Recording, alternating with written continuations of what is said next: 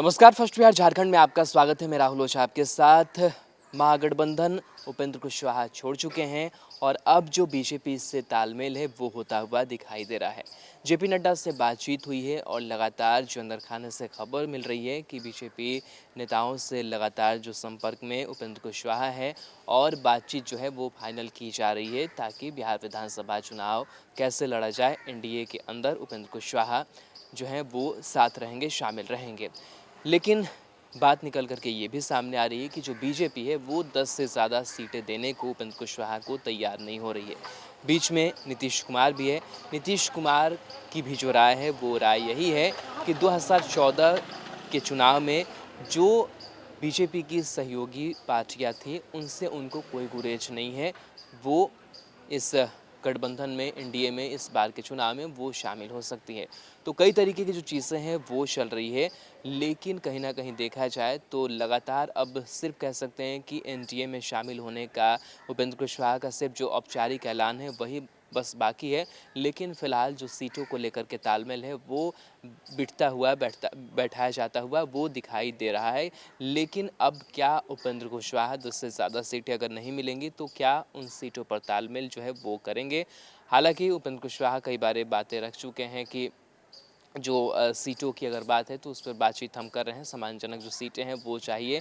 लेकिन उपेंद्र कुशवाहा की तरफ से भी जो मांगे हैं वो कुछ ज़्यादा है, जो चाह है वो कुछ ज़्यादा बताई जा रही है। उपेंद्र कुशवाहा की जो पार्टी है वो चाह रही है कि इससे ज़्यादा जो सीटें हैं वो एनडीए के अंदर उन्हें मिले और एक सम्मानजनक सीटों पर लड़े। साथ ही साथ कुछ ऐसी चुनिंदा सीट है, उस सीटों के बारे में भी उपेंद्र कुशवाहा जो अपनी बात है वो लगातार रख रहे हैं कि वो इन सीटों पर जो है वो चुनाव लड़ना चाहते हैं।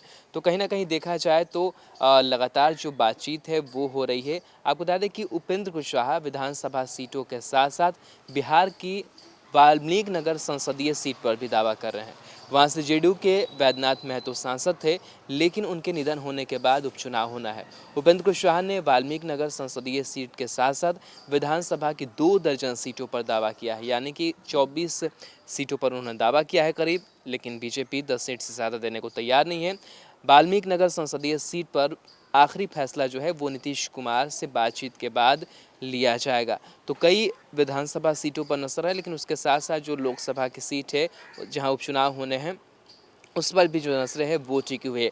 वहीं नीतीश कुमार ने चुनाव का जब ऐलान हुआ, जब डेट शेड्यूल आया तो एक प्रेस कॉन्फ्रेंस किया था नीतीश कुमार ने। उन्होंने कहा था कि 2014 में जो बीजेपी की सहयोगी पार्टियां थी उनसे तालमेल कर फैसला भारतीय जनता पार्टी को ही करना है, जेडीयू को उससे कोई आपत्ति नहीं है। यानी अगर बीजेपी कुशवाहा को एनडीए में लाना चाहती है तो नीतीश उनका विरोध नहीं करेंगे, ये साफ हो चुका है। वहीं उपेंद्र कुशवाहा ने अपने पार्टी की बैठक बुलाकर नेता कार्यकर्ताओं की जो राय है वो जानी थी और उन्होंने ये ऐलान कर दिया है कि वो महागठबंधन छोड़ चुके हैं, क्योंकि उनका जो बयान था वो बयान साफ था ये बताने के लिए कि उन्होंने कहा था कि महागठबंधन में तभी रहेंगे जब आरजेडी अपने नेता यानी तेजस्वी यादव को बदलेगी। बहरहाल उपेंद्र कुशवाहा कि जो पार्टी के नेता है वो नीतीश कुमार की तारीफों के पुल बांध रहे हैं। वहीं कुशवाहा की पार्टी के प्रधान महासचिव ने कहा कि नीतीश कुमार विकास पुरुष हैं और उनके विकास का कोई मुकाबला नहीं कर सकता। इस बयान का मतलब साफ था कि कुशवाहा को एनडीए में जो एंट्री है वो मिल गई है, बस एक औपचारिक ऐलान जो है वो होनी बाकी है। बीजेपी के एक नेता ने बताया है कि 1-2 दिनों में इसका औपचारिक जो ऐलान है वो कर दिया जाएगा।